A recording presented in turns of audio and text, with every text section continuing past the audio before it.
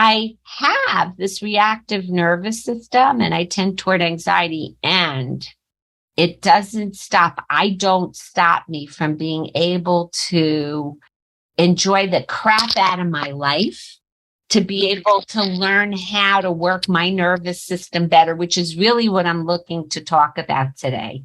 How we can take what we know about how the brain mind works concretely so that people can work their nervous system and the brain mind better so that they can have more fun in and out of bed, and recognize that the capacity to enjoy pleasures is not a luxury, it's a necessity for a well-balanced brain and a overall well-being. I'm Cyndi Darnell. Welcome to The Erotic Philosopher, the podcast where we examine and explore sex and relationships through social, personal, cultural, scientific, political, and other lenses, and unpack and explore your erotic quandaries with the world's wisest erotic philosopher. Welcome back to Season 4 of The Erotic Philosopher, the podcast where we explore life, sex, and modern relationships with some of the world's wisest erotic philosophers. My name is Cyndi Darnell. I'm a sexologist, a sex and relationships therapist and coach, and of course I'm the host of The Erotic Philosopher. I'm also the author of Sex When You Don't Feel Like It, the truth about mismatched libido and rediscovering desire. You can find out more about me at my website, cyndidarnell.com. Before we jump into today's interview, I want to tell you about my new project, the online subscription community, where you can learn more about the issues that we tackle here on The Erotic Philosopher, be they relational, personal, emotional, sexual, and beyond.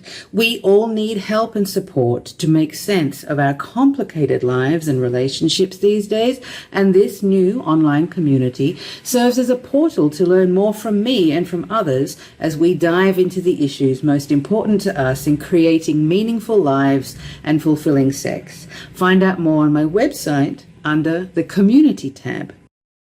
Dr. Nan Wise is a certified sex therapist, relationship specialist, neuroscience researcher, and author of Why Good Sex Matters, Understanding the Neuroscience of Pleasure for a Smarter, Happier, and More Purpose-Filled Life. Her research has addressed gaps in the literature regarding the neural basis of human sexuality and garnered international attention. Her clinical approach highlights the critical role our evolutionary wired-in core emotions play in physical and mental well-being. Imbalances in these core emotions contribute to anxiety, depression, and stress-related disorders and sexual dysfunction and anhedonia, or the inability to experience pleasure. This pleasure crisis is evidenced by soaring epidemics of mood disorders, stress-related illnesses, and a widespread sexual recession.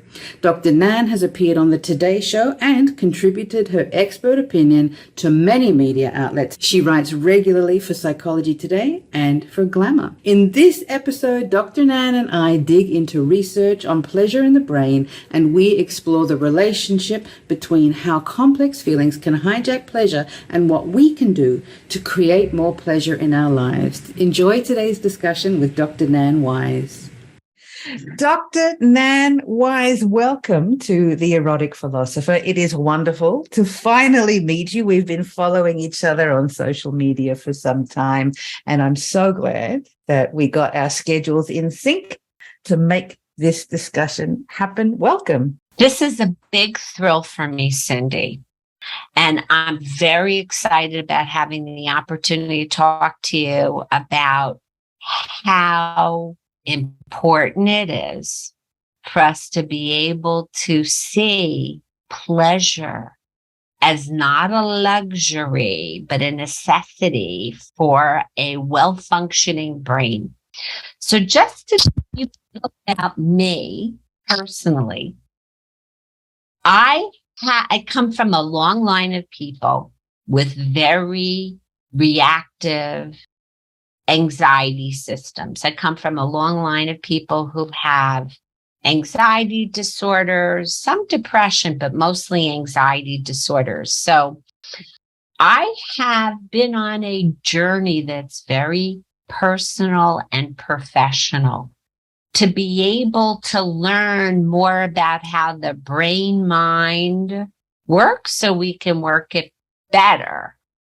So the journey has taken me from being a young person having a panic attack while I was working at a psychiatric hospital at the age of 21 and thinking, oh, I'm so broken, I'm never going to be able to be a clinician, to learning how to work with my nervous system, learning a lot about, well, doing regular therapy back in the day. I did it. I don't know that it was all that helpful. I mean, it was helpful, but it really wasn't, because we had a very limited way of looking at anxiety. We didn't include the body and how people are wired. To make a very long story short, I have this reactive nervous system and I tend toward anxiety, and it doesn't stop. I don't stop me from being able to enjoy the crap out of my life, to be able to learn how to work my nervous system better, which is really what I'm looking to talk about today. How we can take what we know about how the brain mind works concretely so that people can work their nervous system and the brain mind better so that they can have more fun in and out of bed, and recognize that the capacity to enjoy pleasures is not a luxury. It's a necessity for a well-balanced brain and a overall well-being. So one of my, I think, superpowers is, as much as I'm an anxious person, I'm so curious. And I was always looking to learn and love learning. So I'm very, very lucky because I have gotten to a place in my life. I was a social worker and a sex therapist. And then at the tender age of 50, I went back to graduate school. My kids were grown and they had left. And I was always so interested in the brain.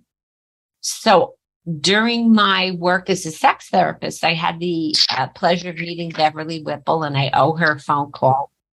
If your listeners don't know who she is, she's the woman who did so much pioneering with sex science. She's also amazing research about orgasm, pleasure. Her and Barry Komisarek, who is the person that she did her PhD with. I did my PhD with Barry, and Barry and Beverly are probably the preeminent sex scientists of the world. Right. I think they're like sex science rock stars. They're incredibly pioneering. Yeah. Pioneers. And so I met Beverly when I was doing sex therapy training. And she said, you know, we could use you to come down to the lab, the brain scanning lab. As it turns out, I had worked with Barry as a 21-year-old when I was interested in the brain, but all that were available in those days were rat brains with invasive methods that you had to like do stuff, which I said, check, please.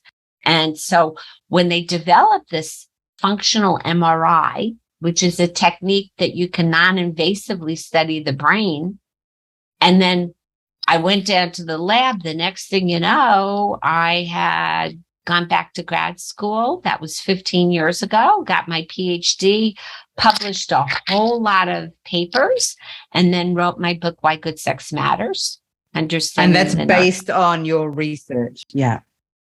It's based on my research, and what it's also really about is for us to understand our core wired in emotions. So we come with wired in core emotions that nature equipped us with, and they're visceral embodied emotions, which is what I love about your work, because you talk a lot about embodied stuff and feelings and feeling things fully. I was just talking about you to a client I just saw before, who I'm really trying to coach into her. She's having a lot of pain and frustration emotionally about not being able to feel her sexual sensations. And I'm like, Feel all of the feelings. That's what's going to help you be present to your erotic embodiment. So these core emotions we share with all mammals and many other animals, they're emotional instincts.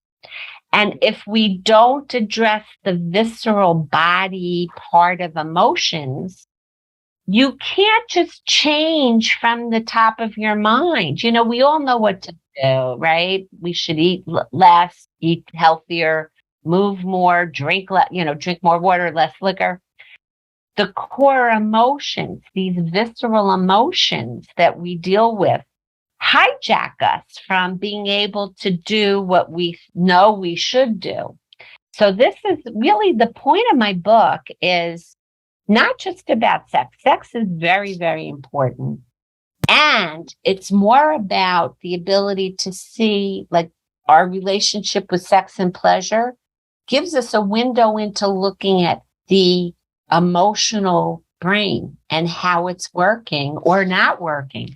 So today I would love to talk more about anhedonia, which is the inability to experience satisfying pleasures, which is a symptom of stress, anxiety, depression, physical illness, but it's also contributes to the inability to enjoy our lives and makes anxiety, depression, stress worse. And if you're looking around across the world, not just in America, people are really having a harder time because things, are stressful. Not everybody's feeling stressed, but there's a lot of problems people all over are dealing with right now. There's a lot of social upheaval across, politics, climate change, all sorts of things, social issues happening that I think a lot of people sometimes think that, when they experience problems in their relationships or in their general well-being or in their sex lives, it's because of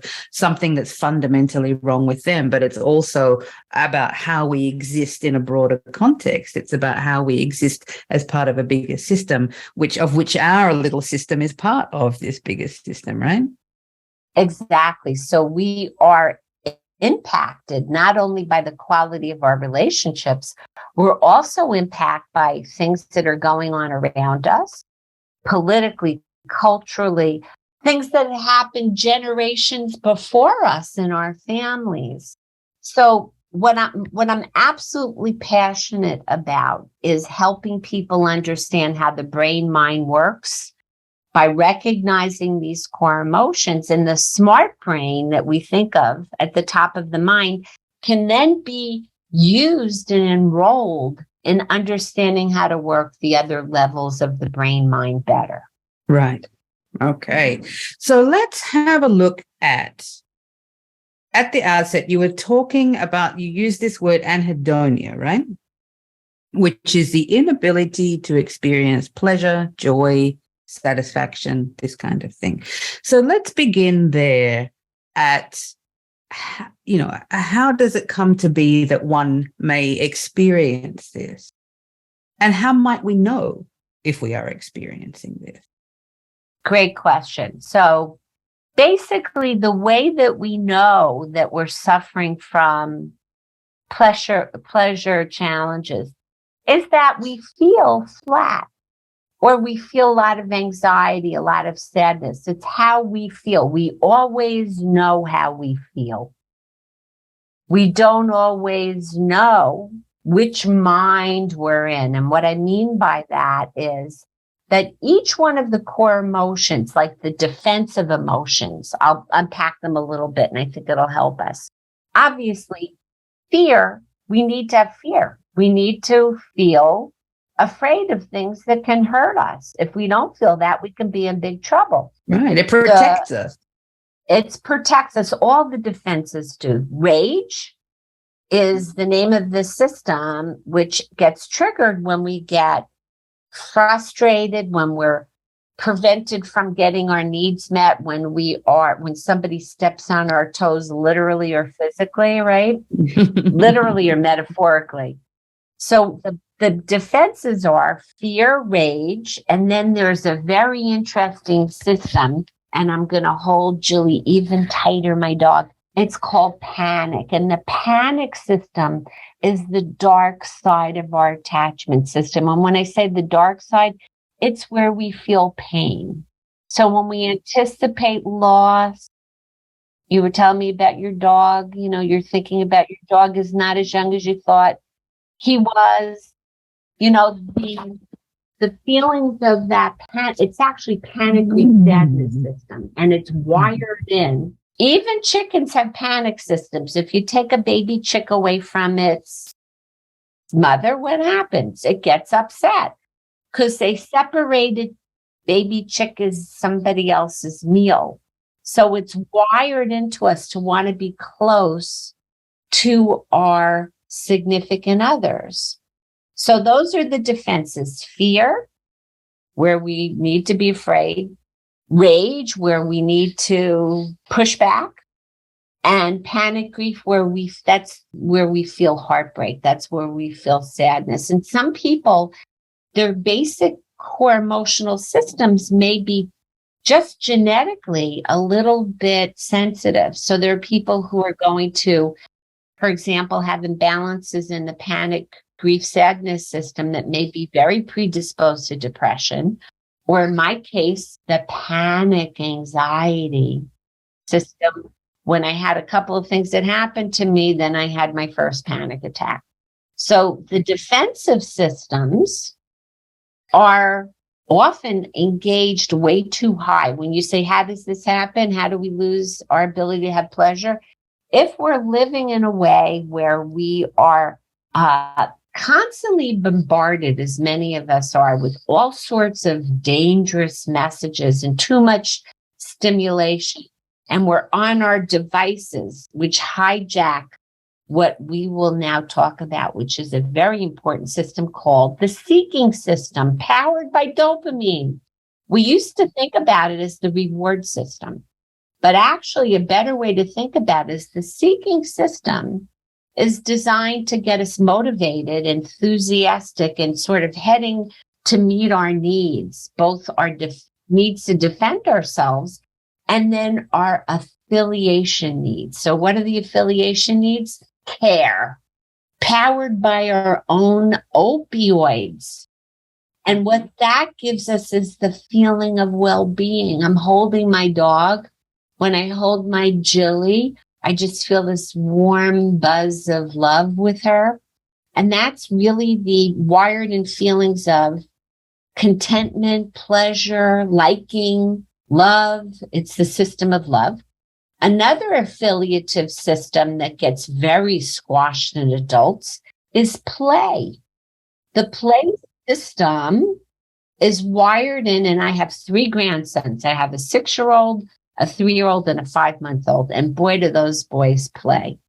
Play is how young mammals learn how to compete, to cooperate, to practice all the skills that they need. And when we get squashed in play, because when you don't feel safe, the play system goes underground. So, and then the last affiliative system, last but not least, is lust, the urge to urge. And I want to really emphasize that this is a paradigm shift for psychology, in that these circuits have been isolated, mapped out in animals by Jaak Panksepp, who's a brilliant neuroscientist who I had the great privilege of knowing and working with him briefly. And he mapped out those systems, including the different structures involved in them and the chemicals that fuel them, that circulate within them.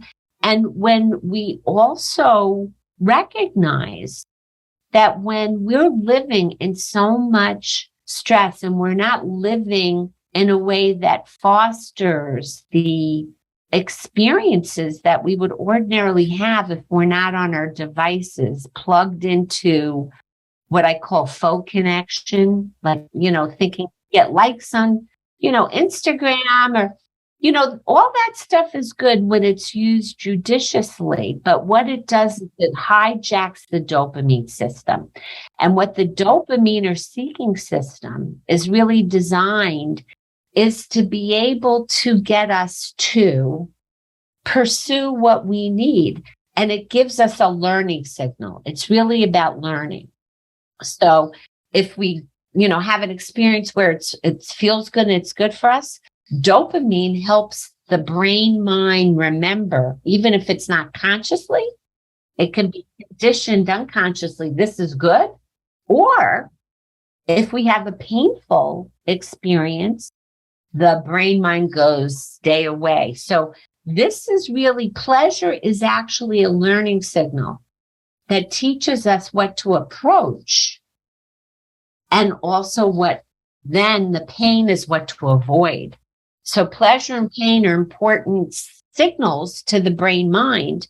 And when you think about it, it's got a little bit complicated and hijacked in the sense that we're not, because the dopamine system is so stimulated by the way we use our attention, that basically it can't properly encode learning. It's the system is not being able to pick up the signals we call phasic dopamine. When dopamine goes up and down, it's supposed to get our attention. But if dopamine is up so much or gets so flat because it just gets depleted, we're not learning really what's good for us and what's bad for us. Right. So at that point, it's almost like we have checked out of ourselves and we're not present to our own experiences. We're not present to our pleasures and our pains. And while it perhaps reduces some of the discomfort we feel, it also reduces some of the pleasure we feel because we can't select which feelings we feel, right? We get numb. And when that happens long enough, we don't have pleasure. So what I keep coming back to, what I love about your work is how much you're encouraging people to really feel their experiences, to welcome their emotions, including the ones that are painful. Because if we can have our feelings and feel them more fully, they peak and they release, and then we can be present. We can get sad enough to get over it. We can get mad enough to get over it. We can get scared enough to get over it. And then we're present and we're able to pay the kind of attention to things where we can respond in a way where we are going to be able to practice healthy hedonism, things that feel good and are good for us, which sex certainly can be under, the right circumstances, yeah.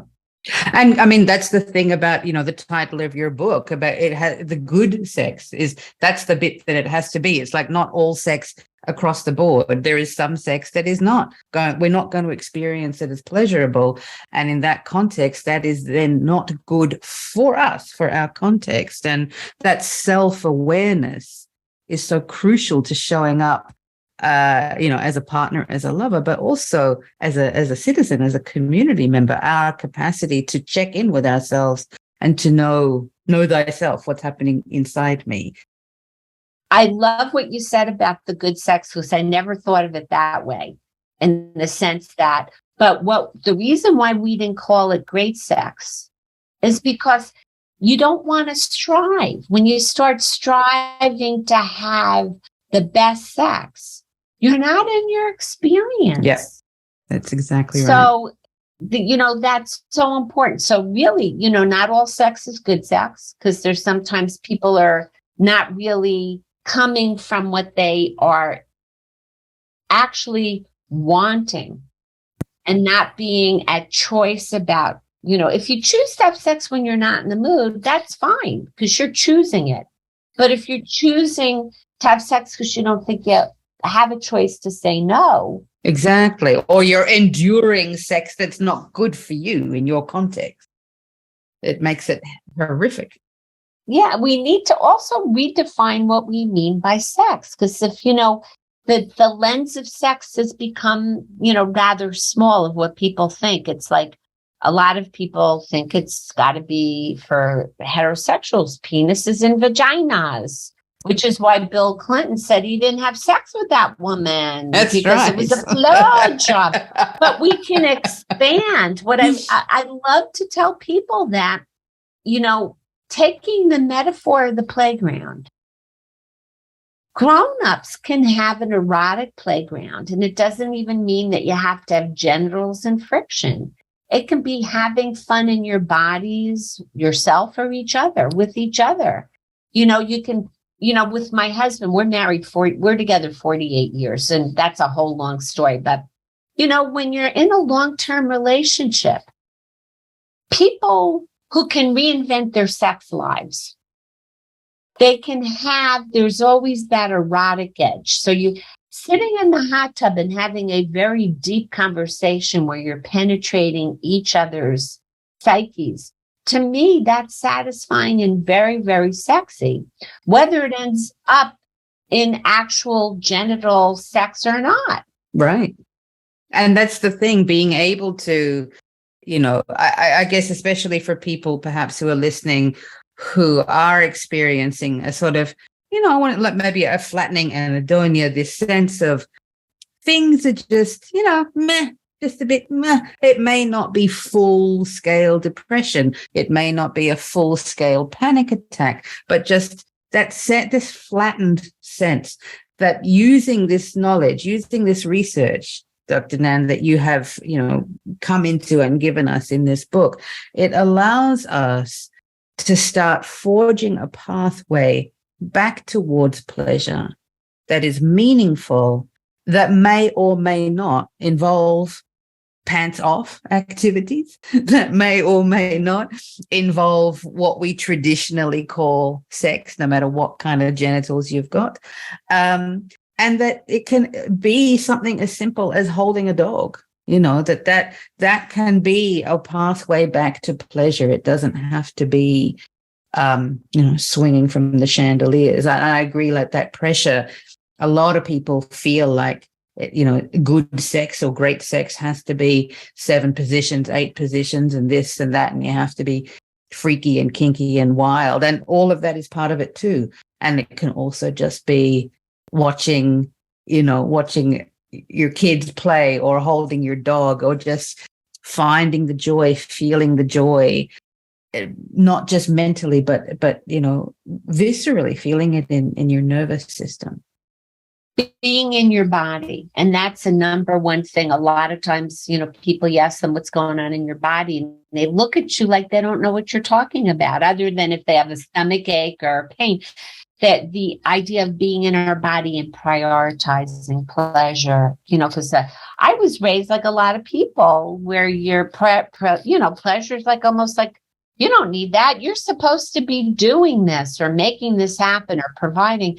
And pleasure gets such a bad rap, because if we really can prioritize our pleasures, our nervous systems go out of that overreactive sort of like flight or fight thing where all the defenses get on board. And once you can get into that restorative place, and breath is a big way to do this, like being able to harness your breath and to kind of even just to simply elongate the exhalation, kicks in what's called the vagal brake and gets you into that good parasympathetic restorative tone. Then the emotional systems tend to go back into better balance. So it's really easy in some ways to get back into balance if you prioritize pleasure. It kind of happens more naturally. That's right. And that's, I think, one of the things, where, and I agree with you that traditional psychotherapy back in the day, and, I've talked about this on other episodes of this podcast, where, I come like you from that psychotherapeutic background. And while I still, practice some of the tools and the skills I learned from that training and all the years that I've been doing this work, I also lean so much more heavily now into what would be considered perhaps more alternative practices, more somatic practices, because I found over the 20 years that I've been doing this work, you can't necessarily talk your way into feeling better. Sometimes you actually have to do a thing whatever the thing is, hold a dog, go out in the sunshine, physically alter your biochemistry so you can start to notice that things feel different at a somatic level, that we're sort of going from the bottom up rather than the traditional psychotherapeutic approach, which is, the talk therapy, the cognitive stuff, and doing the top down, which, it's great for meaning making. It's great for understanding, the context of our lives. But the somatic piece, how we situate ourselves in the world, is so vital. And I think, I do see this happening. This is really the next frontier of all of the psychotherapies, is they have to start bringing in the body, whether it's sex therapy, which to me is like, duh, it has to be if it's sex therapy, but even just general psychotherapy, it has to be located in the body. Absolutely. That's literally the point of my book, is that the emotions live in our bodies, and listening to the emotions gives us great information. What do we need to change? What do we need to move towards or away from? And if it's emotions that are old traumatic stuff, it's actually not present, it's old emotions, then we can be able to realize it's inflammation from old experiences, and then do what we need to do to take care of ourselves so that we can feel safer and have newer experiences that give us a different map where we're safe and we can explore and we can prioritize connection and pleasure. I hope you're enjoying this episode of The Erotic Philosopher as much as I enjoy bringing it to you. I love being able to introduce these guests from around the world to you, and in return, it would help me enormously if you would go to Apple or wherever you listen to podcasts and leave The Erotic Philosopher a rating and review. Your labor there helps this podcast land in front of people's eyes and ears, and what better way to help create a more inclusive and supportive world than spreading more information to more people, and you'd be doing a great favor to me too. If you would like to find out more about working with me, head over to my website, that's CyndiDarnell.com, where you'll see my offerings as a therapist or coach for a streamlined and personalized service, plus my online pleasure school under the online courses tab, where you'll find a suite of pre-recorded classes ready to go. There's something there for everyone. You'll also find my online community under the community tab, where you can join me and others just like you navigate the topics we discuss here on The Erotic Philosopher, and so much more. There's no shame in needing support to better understand these complex parts of our lives, and I am here to support you every step of the way. We're also on Instagram and Twitter at The Erotic Philos, that's PHILOS. You can also follow me on social media. I am at Cyndi, CYNDI_DARNELL on Instagram, TikTok, and on Twitter. Thanks for joining us here today, and now let's get back to the episode. I think about this, Dr. Nan, and I think that this is, again, it's not sort of like a project where you are, cured or healed, or, it's this completed action. It's like an ongoing practice. It's about developing this curiosity and this relational self-inquiry, like what's happening with me, that it doesn't have an ending. There's no final place where you're like, yes, I'm healed, I'm cured. It becomes more of a, like, recognizing that one's, say, blueprint or template is wired in such a way you're sort of a little bit prone to depression, or you're a little bit prone to anxiety. Like you, I am more prone to anxiety than depression. I can get very, strong, and over the years I've learned how to really kind of manage it, but it is my default setting. And even though on the surface I might look like a cool cucumber, I still feel underneath I'm the little duck, just like, paddling away. But it's an ongoing process. I'm always in relationship with my body, even when I feel crappy, even when I feel really challenged. And I'm like, oh man, I can't be bothered today. Not today. But if the body is doing it, I have to honor it. Yeah, listening to the body and remembering it's like you can't exercise once you go to the gym, right? You have to exercise regularly, move your body over the course of the day. And then we can create a new habit by paying attention to our bodies and what our bodies are telling us. And then we can prioritize like what's going to feel good and be good for us today. And it's feel good. And it doesn't even have to be all that good for you. You know, there are things that we can do people think are guilty pleasures. Like I'm streaming The Crown right now because I love that show. It gives me pleasure. Right. There's no guilt required. No, it's and going off task is very important. When we do this stuff where it lets our top minds kind of be focused on something else, things cook in the crock pot and we can be very creative after that. So it's not a rationalization. It's like if you find stuff that makes you enjoy and you feel pleasure and it's not hurting you, it's not eating 3 bags of Doritos. If you're listening to your body, eating more than a couple of Doritos, it's going to start to feel bad in your body. It's like stuff that's, it gives us pleasure. It's so important. So important. And I think, that's one of the things where, and I'd be curious to hear your take on this, the distinction between, when we look at pleasure and we look at it through the lens of sort of short-term gratification of, I want to eat 3 bags of chips right now. And, okay, I could.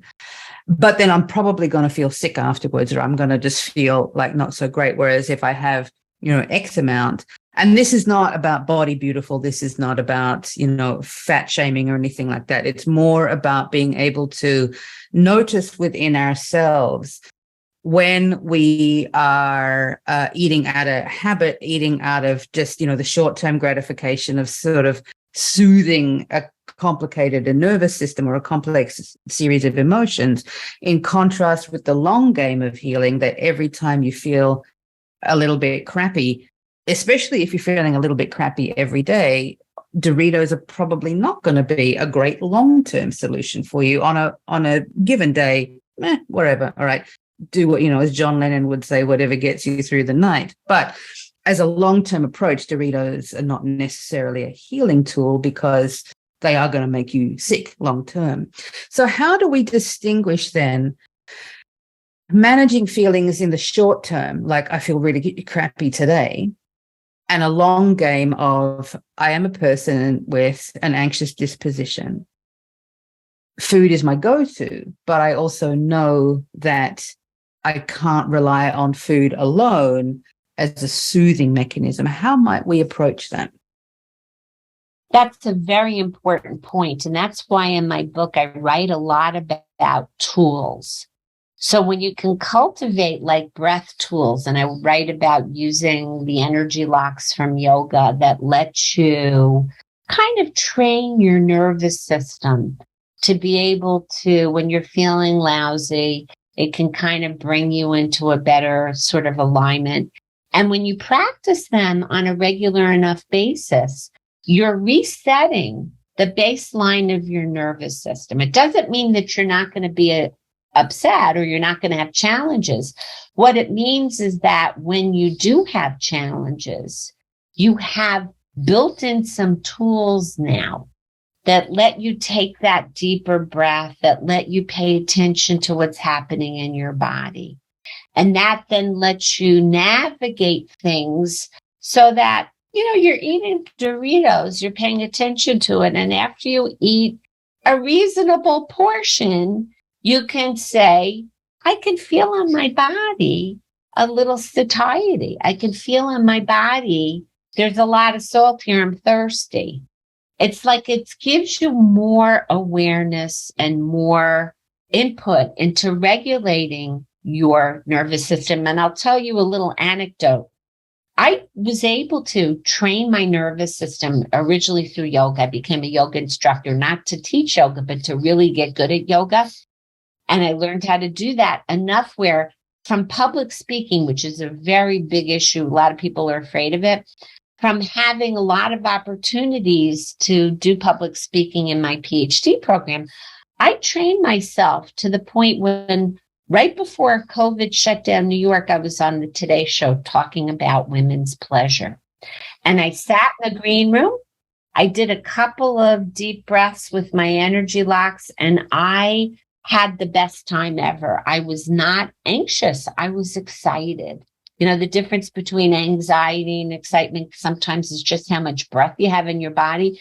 I was so captivated by the conversation I was having with Maria Shriver, and they had a lovely gynecologist on too, Jessica Shepard, that the time flew and people go, "You didn't look nervous." I'm like, I wasn't nervous. I was present. I wasn't in my head about performing. I was paying attention to the dialogue I was having with those two women.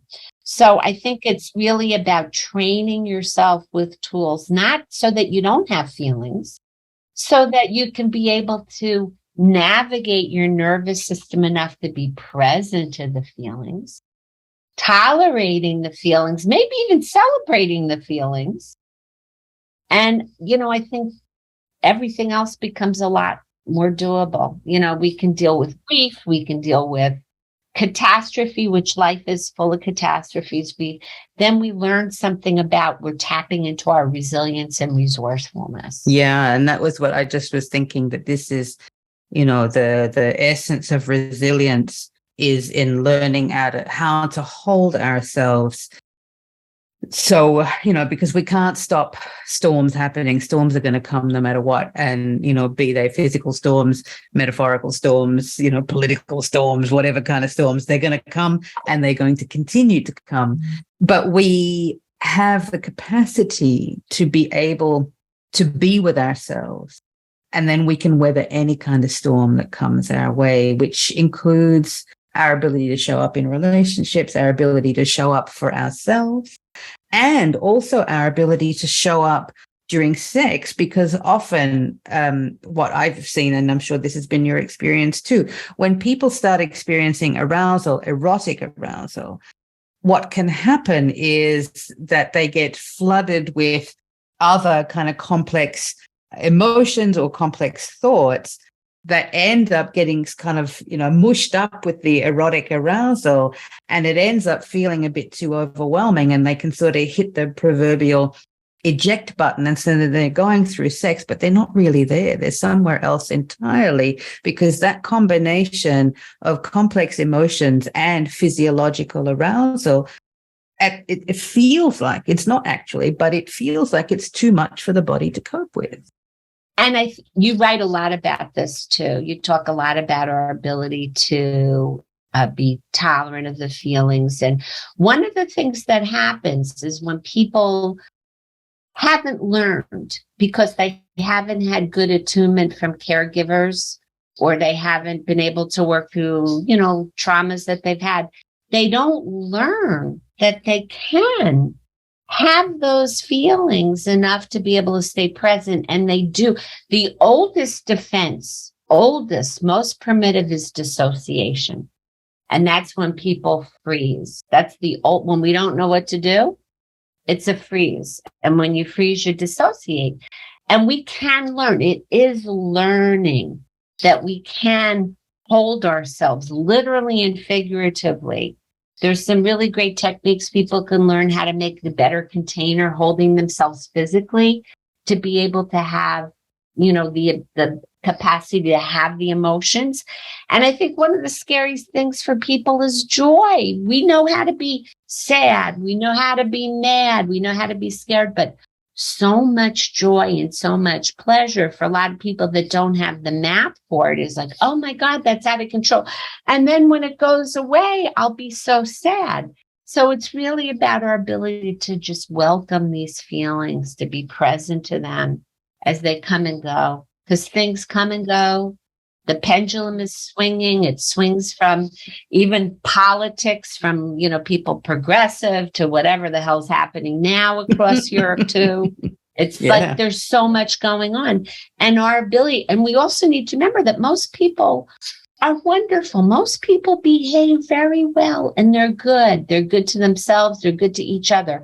So we need to get off of paying so much attention to all this sensational stuff. We can be educated, but we need to make sure we don't get hijacked by all this crazy news.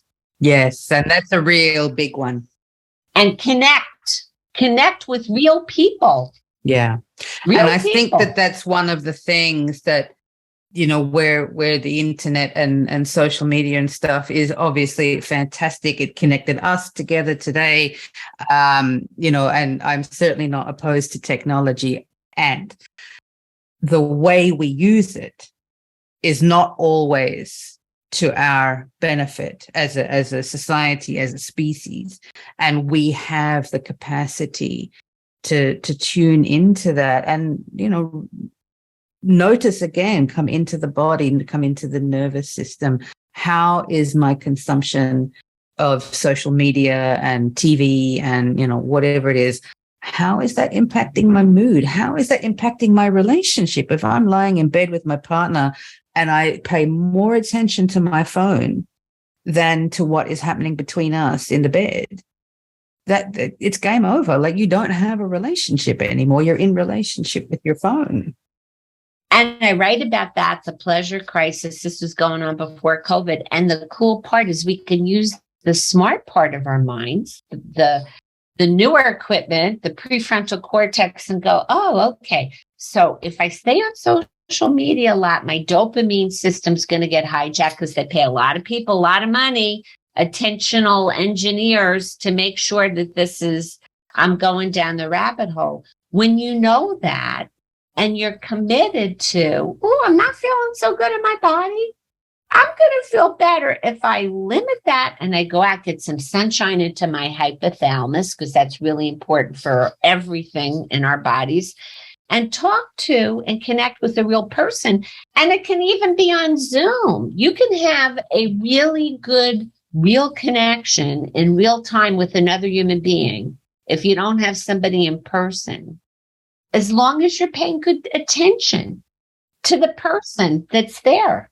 That's right. And that we have to seek that out sometimes. Sometimes it's not just going to fall in our lap, that if we're, feeling anxious and lonely and, any variation on that theme, to have a couple of people who are your people, even. And like, I find this too often, a lot of people are like, well, I don't have a partner. I don't have anybody to turn to. You have community. If you don't have community, you've got to build it. You've got to build networks of friends, people who, when you're picking up your kids, or the people who are, just around, just neighbors, people who babysit your dogs for you, and these kinds of things. We have community. This is in our DNA. We do not function as isolated beings. Even if we feel very independent, we're not. We are interconnected. We need each other, and we have to reach out and cultivate those connections. They are not just going to appear out of nowhere. It's not just for survival, it's for thrival. And, if you know that that's what our brain minds need to be healthy, then you make a point of paying attention to that there are people all over you can connect, and you can even use the internet. They have these wonderful meetup. People can meet up on the internet and take it off into in-person meetups. If you have intention, you realize how important it is for us to what feels good and is good for us. You make an effort, and then you have a good time. You can play with it. Go hang out with people and play. That's right. That is absolutely right. And play can be anything from going and having a drink or having a coffee together to taking a class together. I'm, in my 50s now, and I recently just started boxing, like actual boxing with gloves, boxing at a gym. And I love it. I'm terrible at it. I'm really, really bad at it, but I just love it. And it's that thing of, finding community. I never thought I would be interested in boxing because I don't have an especially violent kind of temperament. I don't really want to punch stuff, but having this as a physical outlet and then also having this as community is just such a wonderful extra thing that is so vastly different to my daily world of, working, doing this work, taking care of my dog, just maintaining my apartment, this is just a wonderful addition to and also to keep my mind fresh, trying to learn a new thing. Learning new things. When people say I'm too old to learn, learning new things will keep your brain young. It's so good for you. It's so good. And I mean, this is the thing. It's difficult. Like, I'm in this class where, most of the people in the class are half my age, for sure. And they pick stuff up really quickly. The teacher's the same age as me, but the students are pretty much, youngsters.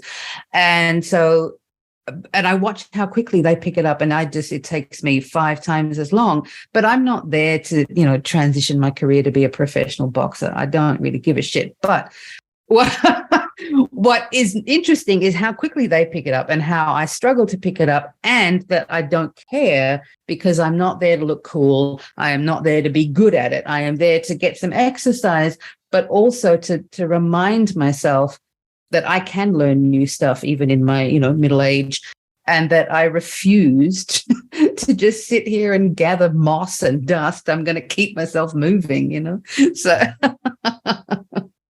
we can play to the day that we die, literally. And by the way, talk about what's good for the brain is genital stimulation and orgasm brings so much oxygen to the brain. I was just writing about that yesterday. Oxygen it's to so the brain. Good. Oh, yeah. When brain regions start to get active, the brain sends more oxygen to those regions. And what fMRI does is measures it's an indirect measure of what the neurons are doing, the brain cells are doing, by where more oxygen goes means those areas are getting more active. So if you want to have a kind of like wonderful brain exercise, do a little genital stimulation. It doesn't even have to be all the way to orgasm, but it's really good for the brain. And the brain is literally a medicine cabinet.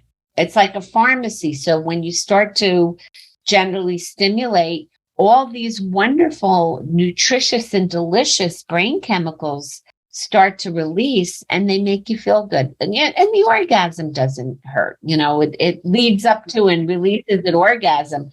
But the brain is like a pharmacy. And I even showed in my research that women who were just thinking about pleasurable genital stimulation, having a dildo inserted into their vaginas, their brains lit up like they were having an orgasm.